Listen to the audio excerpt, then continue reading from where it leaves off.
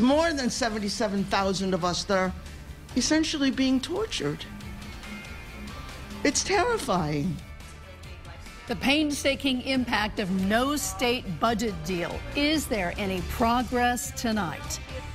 Well, here we are, day 102. Good evening, I'm Ann Nyberg. And I'm Scott McDonald. After 3 days of intensive budget talks by leaders from both parties, the only real good news is that they will be back at it again tomorrow. Chief Political Correspondent Mark Davis joining us live tonight with the very latest. Good evening, Mark.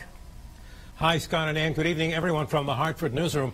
Connecticut residents that are really starting to feel the desperate financial pinch of this budget stalemate were at the Capitol today while legislative leaders were trying to put the best face possible on their latest negotiations.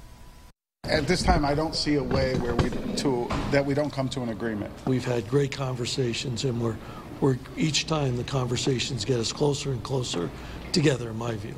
Despite that rosy view after another full afternoon of negotiations, inside sources in the budget talks are saying Republicans and Democrats are not really that close, and the statement yesterday by the Speaker of the House that the sides were about $100 million apart has been disputed by others. They spent much of this day trying to reach compromise on school funding. Both sides do agree that the governor's executive order denying any funds to dozens of towns must be avoided. My son needs to have numerous daily diaper changes, bed and tub baths, continuous suctioning to prevent aspiration. Pamela Hunt of Norwich brought her son, Yehoshua, to the Capitol today because she will lose Medicaid coverage under the Husky insurance program under all the current proposals. Other low-income elderly and disabled residents were also at the Capitol today, pleading for lawmakers to restore about $100 million in funding to the Medicaid program that helps to pay for Medicare premiums and copays for medical visits. It's estimated that these cuts will impact thousands of Connecticut residents. It's more than 77,000 of us that are essentially being tortured. It's terrifying. It's painful.